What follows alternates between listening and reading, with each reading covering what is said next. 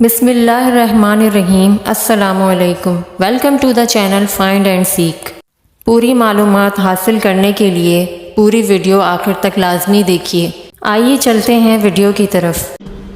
اور انشاءاللہ تعالی آج کی گفتگو کا عنوان ہوگا مسئلہ نمبر 117B، عذاب قبر کا صحیح عقیدہ 17 صحیح الاسناد احادیث کی روشنی میں۔ عذاب قبر کا صحیح عقیدہ 17 صحیح الاسناد احادیث کی روشنی میں۔ پہلی حدیث صحیح بخاری اور صحیح مسلم کی متفق علیہ حدیث ہے۔ بخاری میں انٹرنیشنل نمبرنگ کے مطابق 1369 اور مسلم میں 7219 اور مشکات میں بھی یہ موجود ہے 125 نمبر پر، کہ امام کائنات سید الاولین والآخرین شفیع المذنبین رحمت للعالمین سیدنا و مولانا امام اعظم محمد رسول اللہ صلی اللہ علیہ وسلم نے ارشاد فرمایا، جب مسلمان کو اس کی قبر میں رکھا جاتا ہے تو اس سے سوال کیا جاتا ہے تو وہ کہتا ہے اشہد ان لا الہ الا اللہ وحدہ لا شریک لہ وان محمدا عبدہ ورسولہ، میں گواہی دیتا ہوں کہ اللہ اکیلا معبود ہے اور محمد صلی اللہ علیہ وسلم اس کے بندے اور اس کے رسول ہیں۔ اور پھر آپ صلی اللہ علیہ وسلم نے فرمایا کہ ایک مسلمان کا قبر میں یہ کلمہ پڑھنا اللہ تعالیٰ کی طرف سے خاص تحفہ ہے، اور وہ استقامت ہے جس کا ذکر اللہ نے اپنی کتاب میں کیا۔ دوسری حدیث بھی بخاری اور مسلم کی متفق علیہ حدیث ہے۔ بخاری میں 218، مسلم میں 677 اور مشکات میں 338 نمبر ہے۔ یہ بڑی مشہور حدیث ہے کہ آپ صلی اللہ علیہ وسلم ایک دفعہ ایک جگہ سے گزر رہے تھے تو آپ صلی اللہ علیہ وسلم وہاں پر رک گئے قبروں کے پاس، اور آپ صلی اللہ علیہ وسلم نے فرمایا ان دو قبر والوں کو عذاب ہو رہا ہے، اور کسی بڑی وجہ سے نہیں، ان میں سے ایک پیشاب کے معاملے میں احتیاط نہیں کرتا تھا۔ ایک روایت میں آتا ہے کہ بے پردہ حالت میں وہ پیشاب کرتا تھا یعنی پبلکلی، اور ایک میں آتا ہے کہ وہ چھینٹوں سے نہیں بچتا تھا، اور دوسرا چغل خور تھا۔ پھر آپ صلی اللہ علیہ وسلم نے ایک تازہ شاخ ایک درخت سے توڑ کر اس کی ٹہنی کے 2 ٹکڑے کیے اور دونوں قبروں پر لگا دیے، اور پھر آپ صلی اللہ علیہ وسلم نے فرمایا میں اللہ سے امید کرتا ہوں جب تک یہ شاخیں ہری رہیں گی ان کے عذاب میں کمی ہوتی رہے گی، یعنی آپ کے مبارک ہاتھوں کی برکت سے۔ یہ نہیں ہے کہ کوئی بھی ٹہنی لگا دے گا تو وہ ہونا شروع ہو جائے گا۔ اسی پر ڈیٹیکٹ کر کے لوگوں نے قبروں پر پھول پھینکنے بھی شروع کر دیے، حالانکہ پھول پھینکنا بالکل ڈیفرنٹ ہے۔ ٹہنی آپ ضرور لگائیں، سنت ہے، اللہ سے دعا کریں، اللہ تعالیٰ قبول فرمانے والا ہے، لیکن یہ پرٹیکولرلی آپ صلی اللہ علیہ وسلم کے مبارک ہاتھوں کی برکت ہے۔ اور اس کے ثبوت میں وہ اگلی حدیث ہے، تیسری حدیث صحیح مسلم سے انٹرنیشنل نمبرنگ کے مطابق 2215 اور مشکات میں 1659، کہ ایک حبشی عورت جو مسجد نبوی کی صفائی کیا کرتی تھی وہ فوت ہو گئی۔ رات کے وقت صحابہ اکرام علیہم رضوان نے اسے جنازہ پڑھ کر دفنا دیا۔ آپ صلی اللہ علیہ وسلم کو خبر نہیں کی۔ آپ صلی اللہ علیہ وسلم نے کچھ دنوں کے بعد پوچھا کہ وہ عورت نظر نہیں آ رہی، تو صحابہ نے کہا کہ اللہ کے محبوب صلی اللہ علیہ وسلم ہم نے آپ کے آرام میں خلل سمجھتے ہوئے اسے راتوں رات دفنا دیا۔ اور صحابہ کہتے ہیں ہم نے اس کو ہلکا جانا کہ کیا ایک حبشی عورت ہی تھی، کون سی کوئی بڑی اعلیٰ پوسٹ پہ تھی وہ، یا بڑی امپورٹنس تھی اس کی، ہم نے ہلکا جانا، لیکن اللہ کے محبوب صلی اللہ علیہ وسلم تو قدر کرنے والے ہیں۔ آپ صلی اللہ علیہ وسلم نے فرمایا تم نے مجھے بتایا کیوں نہیں؟ پھر فرمایا کہ مجھے اس کی قبر پر لے جاؤ۔ پھر آپ صلی اللہ علیہ وسلم اس کی قبر پر گئے اور آپ نے جا کر قبر پر جنازہ پڑھا۔ صحیح مسلم 2215، یہ بخاری میں بھی ویسے حدیث موجود ہے لیکن میں مسلم کا ترک بیان کر رہا ہوں کیونکہ اس میں اضافی الفاظ بھی موجود ہیں۔ پھر آپ صلی اللہ علیہ وسلم نے جنازہ پڑھنے کے بعد ارشاد فرمایا، جو مسلم کے الفاظ ہیں، بخاری میں بس اتنی حدیث ہے، مسلم میں 2215 نمبر اور مشکات میں 1659، آپ صلی اللہ علیہ وسلم نے فرمایا یہ قبریں اندھیروں میں ڈوبی پڑی تھیں، اللہ نے میرے جنازہ پڑھنے کی برکت سے ان قبروں کو نور سے بھر دیا۔ چوتھی حدیث بھی صحیح مسلم سے، اب دیکھ لیں یہ 50% سے زیادہ حدیث بخاری اور مسلم سے، 7213 ہے صحیح مسلم میں، مشکات میں 129 نمبر ہے، کہ آپ صلی اللہ علیہ وسلم ایک دن ایک خچر پر سوار ہو کر گزر رہے تھے بنو نجار کے باغ کے پاس۔ آپ صلی اللہ علیہ وسلم کا خچر اچانک بدک گیا یعنی اللہ تعالیٰ نے اسے کوئی ایسی چیز دکھا دی کہ جس کی وجہ سے وہ بدک گیا. تو آپ صلی اللہ علیہ وسلم وہیں پر رک گئے اور آپ نے صحابہ سے کہا کہ یہ قبریں کن کی ہیں؟ وہ قبروں کے پاس وہ خچر بد کا کوئی اللہ تعالیٰ نے اسے ایسا عذاب دکھا دیا.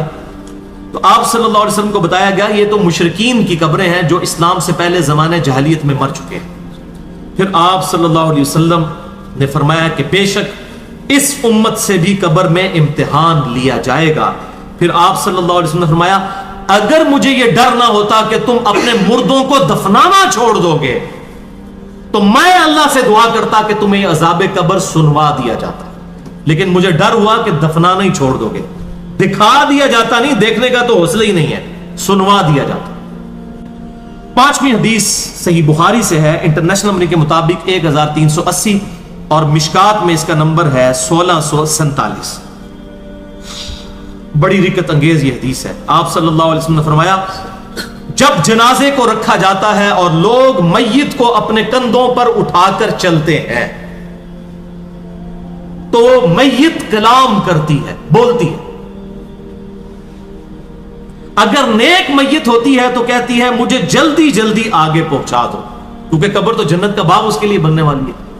اور اگر بدکار میت ہوتی ہے تو کہتی ہے تباہی ہو, مجھے کہاں پر لے کر جا رہے ہو. اور اس میت کی اس آواز کو انسانوں اور جنوں کے علاوہ ہر مخلوق سنتی ہے. اگر انسان سن لے تو بے ہوش ہو جائے. یہ آپ سن کے الفاظ, یہ اللہ نے پردہ ڈالا ہے. صحیح بخاری 1380. یہ میں کوئی وہ سٹوری بک نہیں پڑھ رہا, احادیث کی کتاب ہے. 6ٹھی حدیث بھی صحیح بخاری اور مسلم کی متفق علیہ حدیث ہے. بخاری میں 1315, مسلم میں 2186, مشکات میں 1646 نمبر ہے اس کا. آپ صلی اللہ علیہ وسلم نے فرمایا جنازہ جلدی جلدی قبرستان لے جایا کرو, اگر وہ صالح اور نیک ہوگا تو تم اسے بھلائی کی طرف لے کر جا رہے ہو. ہوتی تو بھائی جی موج لگن لگی ہے. اگر نیک ہے تو اگلے الفاظ بڑے خطرناک. اور اگر وہ بدکار ہے تو ایک شر ہے جسے تم اپنی گردنوں سے اتار کر پھینک رہے ہو. یعنی نبی صلی اللہ علیہ وسلم فرماتے ہیں کہ جنازے میں جلدی کرو, نیک ہے تو اس کو جنت کی طرف یعنی کہ لے کے جا رہے ہو تم, اور بدکار ہے تو یہ مصیبت اپنے گلے سے فوراً ٹال دو. 7ویں حدیث بھی بخاری اور مسلم کی متفق علیہ حدیث ہے. بخاری میں 6514, مسلم میں 7424 اور مشکات میں 5167.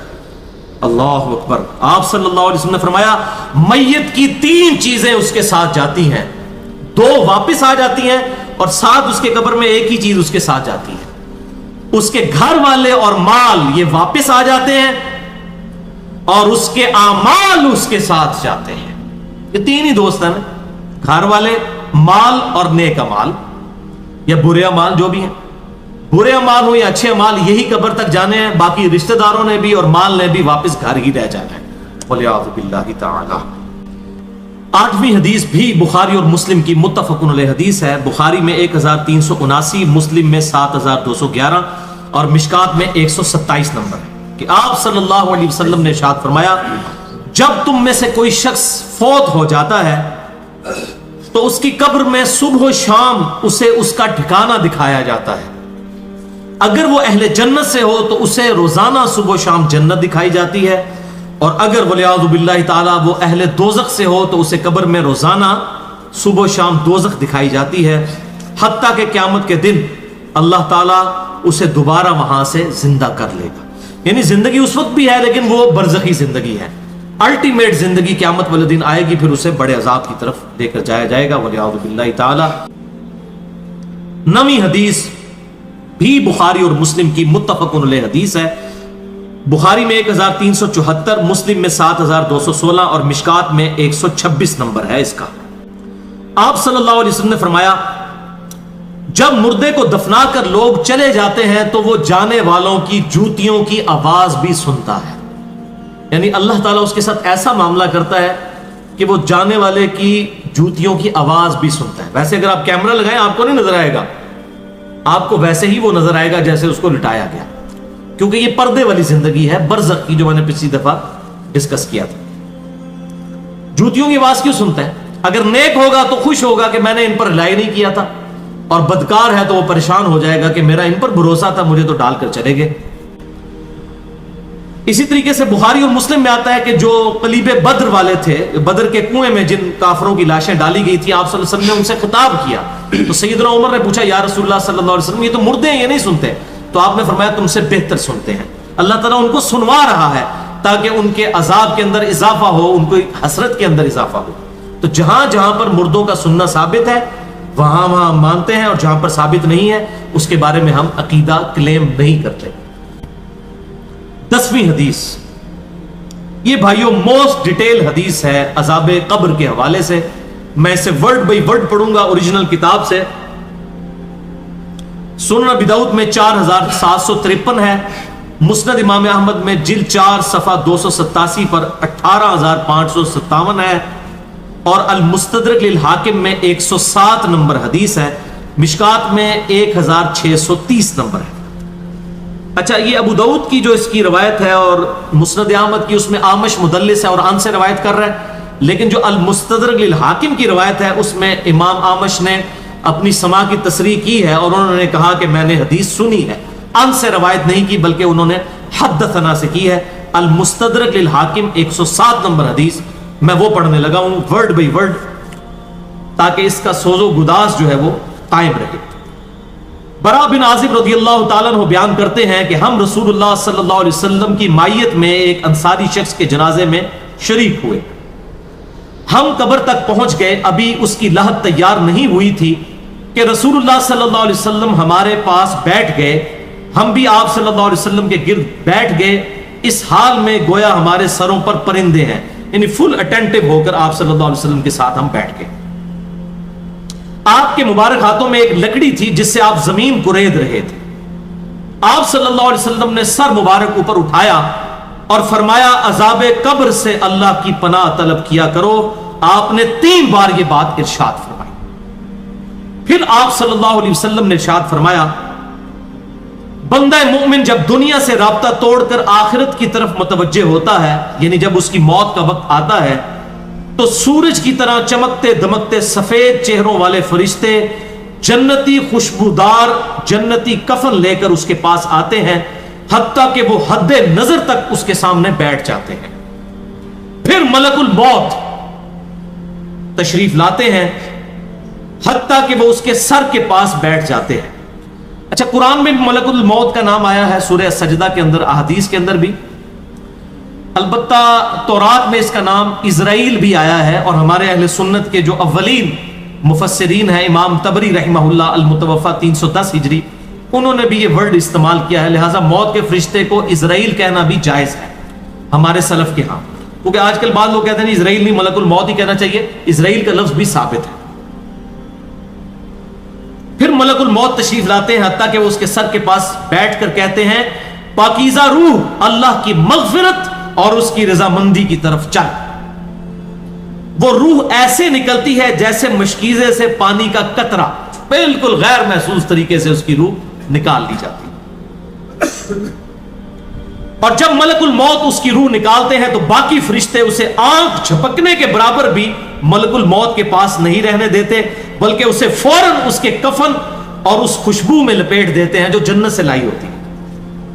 फिर उस की रूह को लेकर बुलंद होते हैं, और फरिश्तों की जिस जमात के पास से वो गुजरते हैं तो फरिश्ते पूछते हैं कि ये कैसी खुशबू है, तो वो उसके दुनिया के नामों में से बेहतरीन नाम लेकर बताते हैं कि ये फलां बिन फलां की रूह है, हत्ता कि वो उसे आसमान दुनिया तक ले पहुंचते हैं और उसके लिए दरवाजे खोलने की इजाजत तलब करते हैं। तो जन्नत के जो आसमानों के दरवाजे हैं उसके लिए खोल दिए जाते हैं। फिर हर आसमान के मुकर्रब फरिश्ते अगले आसमान तक उसे प्रोटोकॉल देते हुए उस रूह के साथ जाते हैं, हत्ता कि उसे 7वें आसमान तक पहुंचा दिया जाता है। तो अल्लाह ताला फरमाता है, मेरे बंदे का नामा आमाल इल्लीयीन में लिख दो, जो सूरतुल मुतफ्फिफीन में आया है। इल्लीयीन और सिज्जीन ये 2 मुकामात हैं। ईमान वालों की रूहें जो है इल्लीयीन में उनका नामा आमाल लिखा जाता है, और जो मुनाफिकीन हैं, मुजरिम हैं, सिज्जीन में लिखा जाता है। सूरतुल मुतफ्फिफीन सूरत नंबर 83 है, पारा नंबर 30 के अंदर। اور اسے واپس دنیا کی طرف لے جاؤ، کیونکہ میں نے انہیں اسی دنیا سے پیدا کیا اور اسی میں انہیں لوٹاؤں گا اور پھر دوبارہ اسی سے نکالوں گا۔ پھر اس کی روح اس کے جسم کی طرف لوٹا دی جاتی ہے، لیکن یہ لوٹنا دنیا کا سا لوٹنا نہیں ہوگا، یعنی وہ لوٹنے کے بعد یہ نہیں ہے کہ مردہ قبر میں کوئی بیٹھ جائے گا ہمیں نظر آئے گا۔ یہ سب کچھ برزخی معاملات ہوں گے جو میں نے پچھلی دفعہ ڈسکس کیے تھے سورہ فاطر کی آیت نمبر 42 کے تحت، کہ نیند کی حالت میں بھی انسان کی روح قبض ہوتی ہے، لیکن اس کو چٹکی کاٹے تو وہ جاگ اٹھتا ہے، روح کا تعلق بھی رہتا ہے اس حالت میں بالکل اس طریقے سے۔ یہ ایک ڈیفرنٹ لائف ہے، برزخی لائف۔ پھر دو فرشتے اس کے پاس آتے ہیں، یعنی اس کی قبر میں، اور اسے بٹھا کر پوچھتے ہیں۔ اب یہ وہ 4 سوال یہاں پر آ رہے ہیں اس ڈیٹیل حدیث میں۔ پہلا سوال کرتے ہیں تیرا رب کون ہے؟ من رب کا؟ وہ کہتا ہے ربی اللہ، میرا رب اللہ ہے۔ دوسرا سوال پوچھتے ہیں تیرا دین کیا ہے؟ ما دینو کا، تیرا دین کیا؟ تو وہ کہتا ہے میرا دین اسلام ہے۔ پھر پوچھتے ہیں کہ وہ آدمی جو تم میں مبعوث کیے گئے وہ کون ہے؟ اب یہاں پر وہ ڈیٹیل آئی، الذی بعث فیکم، وہ شخص جو تم میں مبعوث کیا گیا تھا وہ کون تھا؟ تو یہ جو کہتے ہیں نا قبر میں آپ صلی اللہ علیہ وسلم آ جاتے ہیں، تو کہ کسی حدیث میں بھی نہیں ہے، اس میں ڈیٹیل آ گئی کہ اس سے پوچھا جاتا ہے جو شخص تم میں پیغمبر بنا کر بھیجا گیا وہ کون تھا؟ تو وہ کہتا ہے ہوا محمد رسول اللہ، وہ اللہ کے رسول محمد صلی اللہ علیہ وسلم۔ اب وہ جب 3 سوالوں کے جواب دیتا ہے تو فرشتے چوتھا سوال اس سے پوچھتے ہیں، جو میں نے قبر کا چوتھا سوال، مسئلہ نمبر 78، تمہیں کیسے پتا چلا؟ ان 3 سوالوں کے جواب تمہیں کیسے آئے؟ وہ کہتا ہے میں نے اللہ کی کتاب پڑھی تھی، میں اس کتاب پر ایمان لایا اور میں نے اس کے حق ہونے کی تصدیق کی۔ اللہ کی کتاب پڑھی ہوگی تو تصدیق کرے گا نا، اگر سن سنا کے سنی ہوگا تو کیا تصدیق کرے گا؟ ہاں پڑھ پڑھا کے سنی ہوگا تو تصدیق کر دے گا۔ پھر آسمان سے آواز آتی ہے میرے بندے نے سچ کہا، اس کے لیے جنتی بچھونا بچھا دو، اسے جنتی لباس پہنا دو اور اس کے لیے جنت کی طرف دروازہ کھول دو۔ قبر کے اندر ہی جنت کی طرف دروازہ کھول دو، یعنی آپ سمجھ لیں جس طرح یہ اب ٹچ سکرین موبائل رکھ کے اور جناب لیپ ٹاپ رکھ کے سامنے لوگ بیٹھے ہوتے ہیں نا، تو ایک دوسری دنیا میں چلے جاتے ہیں، تو جنت کا فزیکلی دروازہ کھول دیا جائے گا، اس کو جنت کی ہوائیں بھی، خوشبو بھی آئے گی اور انتظار وہ کرے گا۔ وہاں اسے ہوا کے جھونکے اور خوشبو بھی آتی ہوگی اور حد نظر تک اس کی قبر کو کشادہ کر دیا جائے گا۔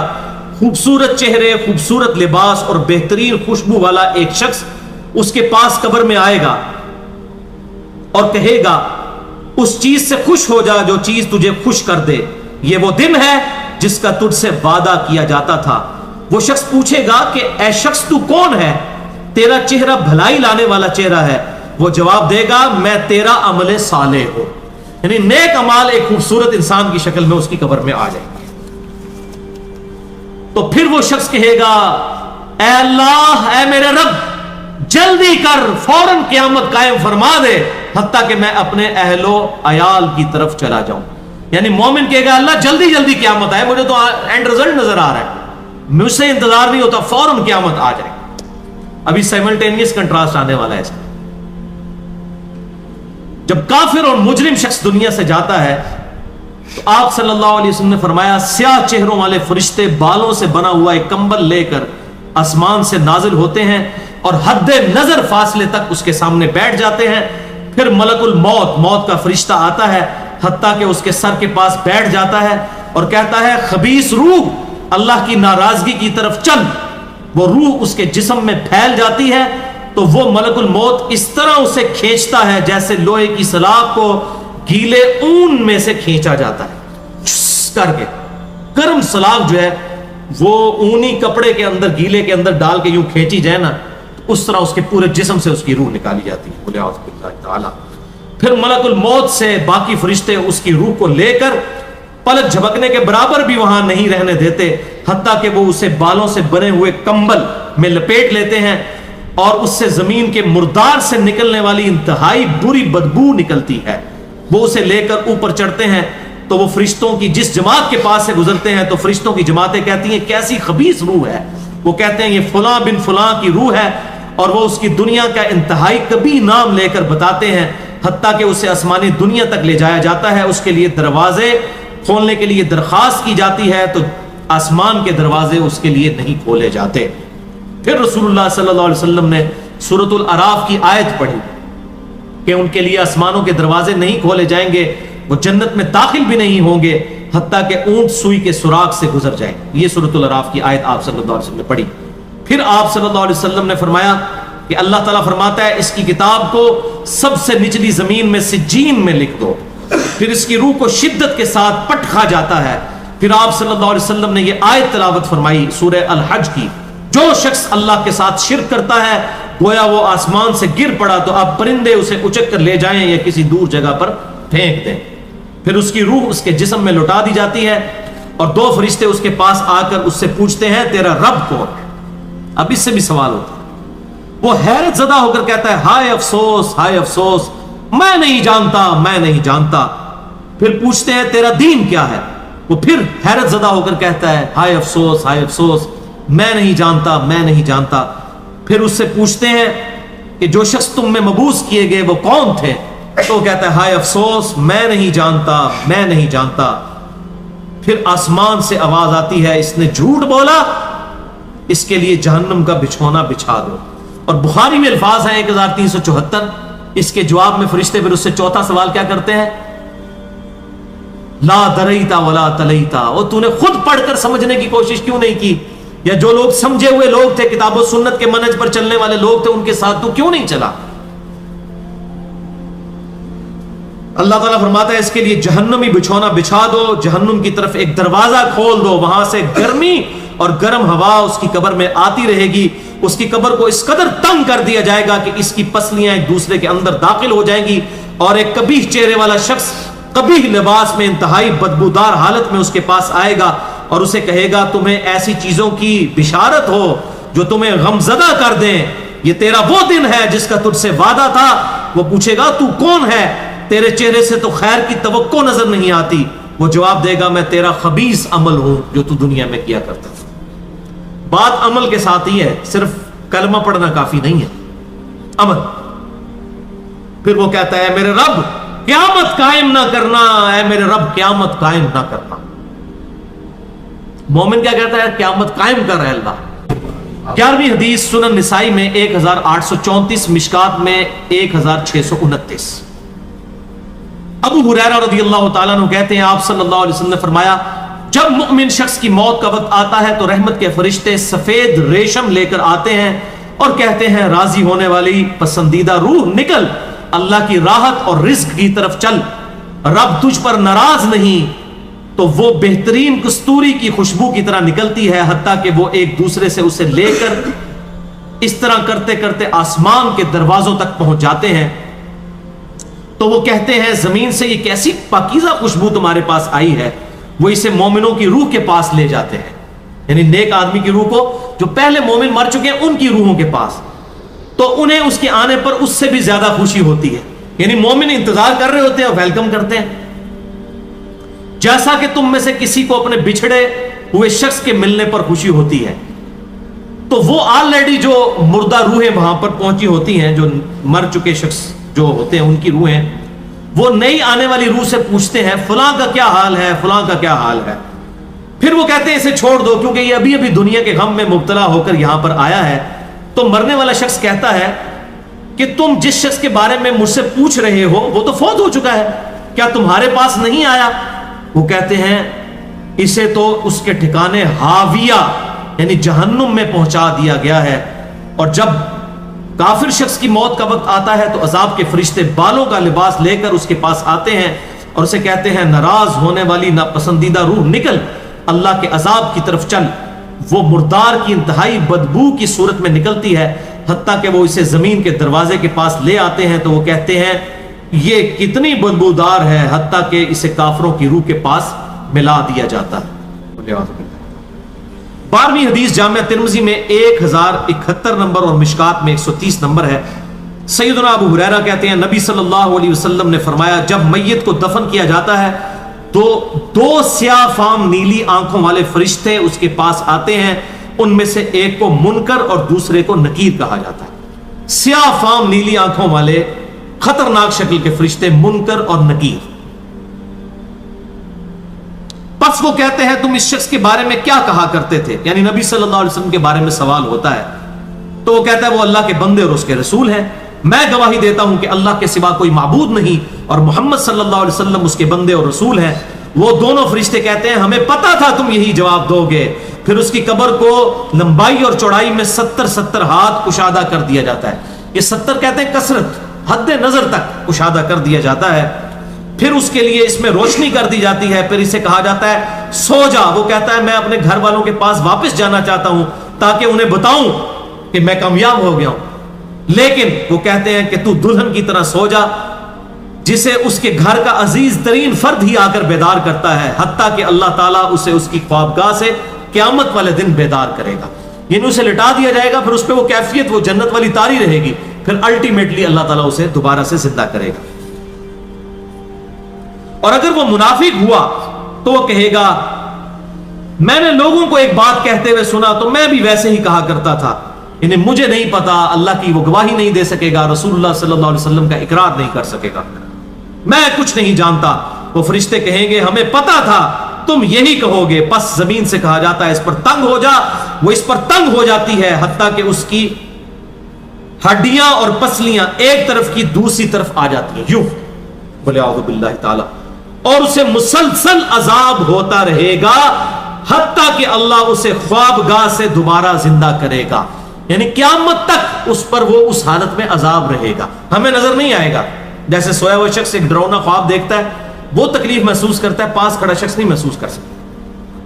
اور سنن دارمی میں ایک حدیث ہے صحیح سند کے ساتھ، مشکات میں 134 نمبر ہے کہ آپ صلی اللہ علیہ وسلم نے فرمایا 99 اژدہے اس پر، 99 جو ہے خطرناک ڈینجرس قسم کے سانپ اس پر مسلط کر دیے جاتے ہیں جو قیامت تک اسے ڈستے رہتے ہیں، اور وہ اتنے خطرناک اژدہے ہیں، آپ صلی اللہ علیہ وسلم نے فرمایا کہ اگر ان میں سے کوئی ایک بھی دنیا پر اپنی پھنکار پھینک دے تو دنیا کی زمین کا بھی سبزہ نہ ہوگا، ایسا زہر ہے ان کے اندر۔ بولے اعوذ باللہ تعالی، اللہم اجرنا من النار، اللہم اجرنا من النار۔ یہ بھائیو عذاب قبر کیمرے سے نہیں دیکھا جا سکتا، یہ اللہ تعالیٰ نے پردہ رکھا۔ 13ویں حدیث جامع ترمذی میں 2308، سنن ابن ماجہ میں 4267، مشکات میں 132۔ سیدنا عثمان غنی رضی اللہ تعالیٰ عنہ جب بھی کسی قبر کے پاس سے گزرتے تو اتنا روتے کہ ان کی داڑھی تر ہو جایا کرتی۔ ساتھیوں نے پوچھا حضرت جب دوزخ کا ذکر کرتے ہیں اس وقت تو آپ کی آنکھوں میں آنسو نہیں آتے، لیکن قبرستان آ کر آپ پر ایسی حالت کیوں طاری ہو جاتی ہے؟ تو سیدنا عثمان نے فرمایا کہ میں نے اپنے محبوب صلی اللہ علیہ وسلم سے سنا کہ بے شک قبر آخرت کی منزلوں میں سے پہلی منزل ہے، جو اس میں بچ گیا اگلی منزلیں اس کے لیے آسان ہوتی چلی جائیں گی، اور جسے یہاں پر مشکل درپیش ہوئی اس کی اگلی منزلیں اس سے بھی مشکل در مشکل ہوتی چلی جائیں گی۔ پھر آپ صلی اللہ علیہ وسلم نے فرمایا میں نے قبر سے زیادہ سخت اور برا منظر کبھی نہیں دیکھا۔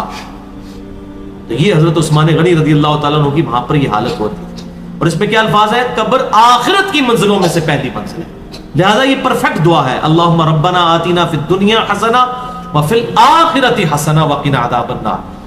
14ویں حدیث بھی بخاری اور مسلم کی متفق علیہ حدیث ہے، بخاری میں 832، مسلم میں 1325 اور 1324، مشکات میں 939 ہے۔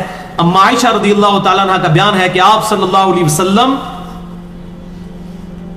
تشہد میں 4 چیزوں کے اگینسٹ اللہ تعالیٰ کی پناہ طلب کیا کرتے تھے، اور صحیح مسلم میں 1324 نمبر حدیث ہے کہ آپ صلی اللہ علیہ وسلم امت کو بھی حکم دیتے تھے کہ 4 چیزوں کے اگینسٹ اللہ تعالیٰ کی پناہ طلب کرو، جہنم کے عذاب کے اگینسٹ، عذاب قبر کے اگینسٹ، زندگی اور موت کے فتنے کے اگینسٹ، اور نمبر 4 دجال کے فتنے کے اگینسٹ۔ تو یہ 4 چیزوں کے اگینسٹ اللہ تعالیٰ کی پناہ طلب کرتے ہیں۔ 15ویں حدیث سنن ابی داؤد میں 3221، المستدرک للحاکم میں موجود ہے، امام ذہبی نے بھی موافقت کی ہے، مشکات میں 133 نمبر حدیث ہے کہ جب نبی صلی اللہ علیہ وسلم میت کو دفنا کر فارغ ہوا کرتے تو اس کے پاس کھڑے ہو جاتے قبر کے اوپر اور فرماتے اپنے بھائی کے لیے استغفار کرو اور اس کے لیے استقامت کی دعا کرو، ابھی اس سے قبر میں سوال کیا جائے گا۔ تو قبر میں دفنانے کے بعد دعا کرنی چاہیے قبر میں سوالوں کے استقامت کے لیے اور اس کے لیے استغفار کے لیے۔ جنازے کے بعد جو دعا کی جاتی ہے یہ ثابت نہیں، قبر پہ کھڑے ہو کر دعا کرے اور ہاتھ اٹھا کر کرے، صحیح مسلم میں حدیث ہے 2256 کہ آپ صلی اللہ علیہ وسلم 3 دفعہ ہاتھ اٹھا کر قبرستان جا کر دعا کیا کرتے تھے. 3 دفعہ ہاتھ اٹھا کر. سیکنڈ لاسٹ حدیث ہے 16ویں حدیث صحیح مسلم میں بڑی ڈیٹیل کے ساتھ ہے, 321 نمبر کتاب الایمان چیپٹر میں. یہ بڑی رکت انگیز حدیث ہے, میں نے اس لیے اس کو اینڈ پہ رکھا ہے. مشکات میں بھی مختصراً موجود ہے 1716, لیکن مسلم میں ایمان والے چیپٹر میں بڑی دردناک حدیث ہے, بہت دردناک. حضرت عمر ابن عاص رضی اللہ تعالیٰ عنہ کی جب موت کا وقت قریب آیا تو انہوں نے دیوار کی طرف منہ کر کے زاروں قطار رونا شروع کر دیا. پھر اپنے بیٹوں کو بلایا. اب موت کے وقت باپ کی حالت دیکھ کے ان بیٹوں پر کیا کیفیت ہو, تو ان بیٹوں نے حضرت عمر ابن عاص کو تسلی دی کہ ابا جان آپ کو پریشان ہونے کی ضرورت نہیں ہے, آپ تو اللہ کے نبی کے صحابی ہیں, آپ نے تو آپ صلی اللہ علیہ وسلم کی زیارت کی ہوئی ہے, آپ تو بخشے بخشائے ہیں. لیکن صحابی میں اور عام آدمی میں یہ تو فرق ہے, اسے تو پتہ ہے آخرت کا معاملہ کتنا سخت ہے. تو انہوں نے بڑا پیارا جواب ارشاد فرمایا. عمر بن عاص کہتے ہیں کہ میرے بیٹو, اللہ کے نزدیک اس سے زیادہ پسندیدہ بات کوئی نہیں کہ کوئی کہے اشہد ان لا الہ الا اللہ و اشہد ان محمد رسول اللہ, یعنی توحید کا اقرار اور نبی صلی اللہ علیہ وسلم کی رسالت کو ماننا, یہ اصل نسبت ہے. جو تم مجھے کہہ رہے ہو صحابی ہونا, اصل نسبت یہ ہے کہ انسان کلمہ پڑھ دے. پھر انہوں نے کہا کہ میرے بچوں, میری زندگی میں 3 دور گزرے. پہلا وہ دور تھا کہ جب میں اس روئے ارض پر سب سے زیادہ نفرت محمد رسول اللہ سے کیا کرتا تھا صلی اللہ علیہ وسلم, اور میری زندگی کی سب سے بڑی خواہش تھی کہ میں کسی طریقے سے رسول اللہ کو قتل کر دوں, وَلِعَوْذُ بِاللَّهِ تَعَالَى. اے میرے بچوں, اگر میں اس وقت مر جاتا تو سیدھا دوزخ میں جاتا. پھر اللہ نے میرے پر کرم کیا اور میری زندگی میں دوسرا دور آیا. اللہ نے میرا سینہ اسلام کے لیے کھول دیا صلح حدیبیہ کے بعد. انہوں نے اور حضرت خالد بن ولید نے اکٹھا ایمان قبول کیا, لیکن صلح حدیبیہ کے بعد اللہ نے میرا سینہ اسلام کے لیے کھول دیا, اور مجھے نبی صلی اللہ علیہ وسلم سے بڑھ کر پھر کوئی محبوب شخص نہیں تھا. میں آپ صلی اللہ علیہ وسلم کی خدمت میں حاضر ہوا ایمان لانے کے لیے. آپ صلی اللہ علیہ وسلم سے میں نے کہا یا رسول اللہ اپنا دایاں ہاتھ آگے کیجئے, میں ایمان لے کر آؤں. تو جب آپ نے اپنا دایاں ہاتھ آگے کیا تو میں نے اپنا دایاں ہاتھ پیچھے کھینچ لیا, اور میں نے کہا اللہ کے رسول پہلے مجھے گارنٹی دیں کہ اللہ تعالیٰ میرے پچھلے سارے گناہوں کو معاف کرے. تو آپ صلی اللہ علیہ وسلم نے فرمایا اے عمر بن عاص, کیا تجھے نہیں پتا کہ اسلام گزشتہ کے سارے گناہوں کو معاف کر دیتا ہے؟ یعنی اسلام لے آیا پچھلے گناہ معاف, جو سورۃ الفرقان میں بھی آیا کہ کوئی شرک سے بھی توبہ کر لے ہم اس کی گناہوں کو بھی نیکیوں سے بدل دیں گے. پھر کہتے ہیں کہ میں نے اس شرط پر اسلام قبول کیا, پھر رسول اللہ سے بڑھ کر مجھ کو کوئی محبوب نہیں تھا. اے میرے بیٹو, میں نے نبی صلی اللہ علیہ وسلم کے چہرے کی وجاہت کی وجہ سے کبھی بھی آنکھیں بھر کر آپ کی طرف نہیں دیکھا. اگر تم مجھ سے یہ پوچھو کہ رسول اللہ کا چہرہ مبارک کیسا تھا, تو میں ان کے چہرے مبارک کے خد و خال بیان نہیں کر سکتا. میں نے آپ کے روب کی وجہ سے کبھی جی بھر کر آپ کی طرف دیکھا بھی نہیں. یہ حضرت عمر بن عاص. اور پھر کہتے ہیں میرے بچوں, پھر میری زندگی میں تیسرا دور آیا جب مجھے اللہ تعالیٰ نے آزمائش میں ڈال دیا. اچھا, پھر انہوں نے کہا یہ دوسرے دور میں اگر میں مر جاتا میرے بچوں تو سیدھا میں جنت میں چلا جاتا. پہلے دور میں مرتا تو سیدھا دوزخ میں, دوسرے دور میں مرتا تو سیدھا جنت میں. بڑی اسٹریم لائن میری لائف گزر رہی تھی. لیکن میری زندگی میں پھر تیسرا دور آیا, اور وہ دور کون سا تھا؟ جب انہوں نے حضرت امیر معاویہ رضی اللہ تعالیٰ کے ساتھ مل کر حضرت علی کے خلاف بغاوت کی. وہ دور تھا.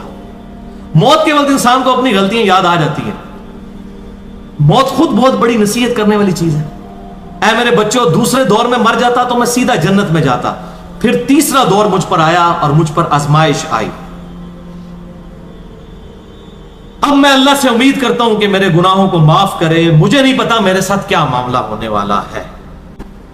اے میرے بیٹو, اب میں اللہ سے امید کرتا ہوں کہ اللہ مجھ پر رحم کرے. جب میں مر جاؤں تو میری میت کے ساتھ کوئی نوحہ کرنے والی نہ لے جانا, نہ کوئی آگ اٹھا کر لے جانا. اور جب मेरी कब्र पर मट्टी डाल चुको, तो मेरी कब्र पर इतनी देर तक बैठे रहना कि जितनी देर तक एक ऊंट को नहर करके उसका गोश्त तकसीम किया जाता है, यानी 2-2.5 घंटे। इस सही मुस्लिम में मैं कोई स्टोरी नहीं सुना रहा, सही मुस्लिम 321 किताबुल ईमान पहले चैप्टर में हदीस है। इतनी देर मेरी कब्र पर बैठे रहना कि एक ऊंट को नहर करके उसका गोश्त तकसीम किया जाता है, ताकि तुम्हारे कब्र पर बैठने की वजह से मेरा दिल बहल जाए और फिर मैं देखूं कि मैं अपने रब के आए हुए फरिश्तों को कब्र में क्या जवाब देता। अल मोजमुल कबीर अत-तबरानी में इंटरनेशनल नंबरिंग के मुताबिक 8652 नंबर ये हदीस है, और इमाम बहकी की किताब इस्बात अज़ाबिल कब्र में 128 नंबर है। इब्न मसूद रज़ी अल्लाह ताला अन्हु कहते हैं कि जो शख्स रोजाना रात को सोने से पहले सूरतुल मुल्क पढ़ लेता है, सूरत नंबर 67 कुरान हकीम में पारा नंबर 29 की पहली सूरत, 30 आयात पे है, 5 से 6 मिनट लगते हैं पढ़ने में। तो जब उसे दफनाया जाता है तो अजाबे कब्र के अगेंस्ट वो सूरत उसके सरहाने आकर खड़ी हो जाती है और अल्लाह से सिफारिश करती रहती है यहां तक कि उसे बख्श दिया जाता है। सूरतुल मुल्क मुंजिया है, अल्लाह के इज़्न से निजात देने वाली सूरत है, अजाबे कब्र से निजात देने वाली सूरत है सूरतुल मुल्क। इससे भी ये बात पता चली कि अजाबे कब्र भी बरहक है और उससे बचने का वजीफा भी एंड पे पता चल गया। सूरतुल मुल्क, और ज़ाहिर नमाज तो पढ़नी है, बाकी अमाल तो करने हैं, उसके साथ ये इजाफी वजीफा है। और इसी को सपोर्टिव वो हदीस है जो सुन्न नबी दाऊद में 1400 नंबर है, जामिया तिरमिज़ी में 2891, सुन्न इब्न माजा में 3786 और मिशकात में 2153 है। अल मुस्तदरक लिल हाकिम में भी मौजूद है, इमाम ज़ाहबी ने भी मुवाफ़क़त की, शेख अलबानी ने भी उसको सही कहा और शेख ज़ुबैर लिज़ई रहमहुल्लाह ने भी उसे सही कहा कि आप सल्लल्लाहु अलैहि वसल्लम ने फरमाया कुरान हकीम में 30 आयात पर मुश्तमिल एक ऐसी सूरत है जो अपने पढ़ने वाले के लिए सिफारिश करती रही यहां तक कि अल्लाह ताला ने उसे बख्श दिया, और वो है तबारकल्लज़ी बियदिहिल मुल्क। इसीलिए हमने अपने सुबह शाम के अज़कार वाले ब्लू कार्ड में भी सूरह मुल्क का वजीफा लिखा है, इसे जरूर पढ़ें। और सूरह बकरा की आखिरी 2 आयात भी। अल्लाह ताला से दुआ है जो हक बात मैंने कही अल्लाह ताला हमारे दिलों में रासिक फरमाए, अगर जज्बात में मेरे मुंह से कोई गलत बात निकल गई तो अल्लाह ताला हमारे दिलों से माफ कर दे, हमें किताब और सुन्नत की तालीमात पर अमल करके दूसरे भाइयों तक पहुंचाने की तौफीक अता फरमाए। सुब्हानक अल्लाहुम्मा व बिहम्दिक अशहदु अल्ला इलाहा इल्ला अंता अस्तगफिरुका व अतूबु इलैक व मा अलैना इल्लल बलागुल मुबीन। तमाम मुसलमान बहनों और भाइयों से गुजारिश है कि दीन को फैलाने की गर्ज से सदक़े जारिया की नीयत से इस वीडियो को ज़्यादा से ज़्यादा शेयर कीजिए। जज़ाकल्लाह।